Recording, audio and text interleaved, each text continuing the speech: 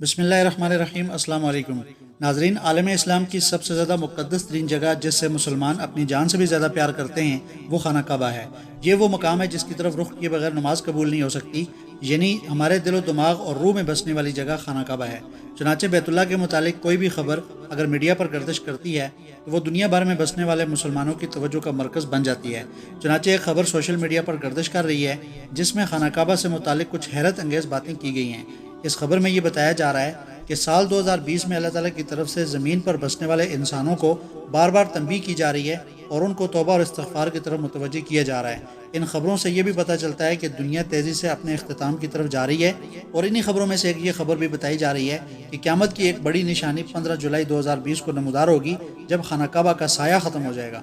आज की इस वीडियो में मैं आपको बताऊंगा कि असल हकीकत है क्या और इस बात में कितनी सच्चाई है।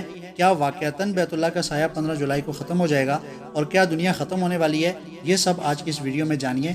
लेकिन उससे पहले आपसे गुजारिश है कि हमारे इस चैनल पर अगर आप नए हैं तो इसको सब्सक्राइब कर दें और बेल आइकन को प्रेस करके ऑल पर कर दें ताकि इसी तरह की नई नई वीडियोज़ आप तक नोटिफिकेशन के ज़रिए से पहुँच सकें।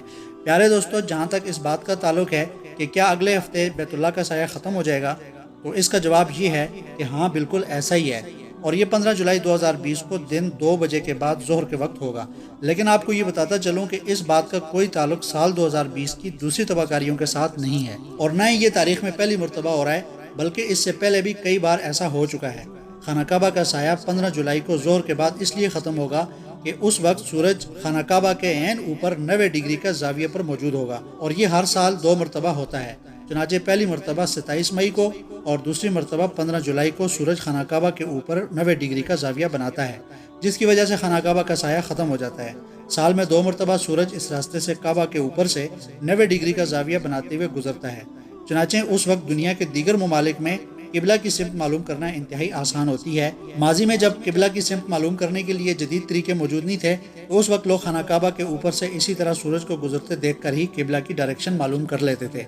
और ये कैसे किया जाता था वो तरीका भी आपको बता देता हूँ कि इस मकसद के लिए कोई भी चीज़ लकड़ी वगैरह को ज़मीन पर गाड़ा जाता था, उसका साया जहाँ बनता था वहाँ पर लंबी लकीर खींच ली जाती थी, फिर उस साए की मुखालिफ सिमत में उतनी ही लंबी लकीर खींची जाती थी।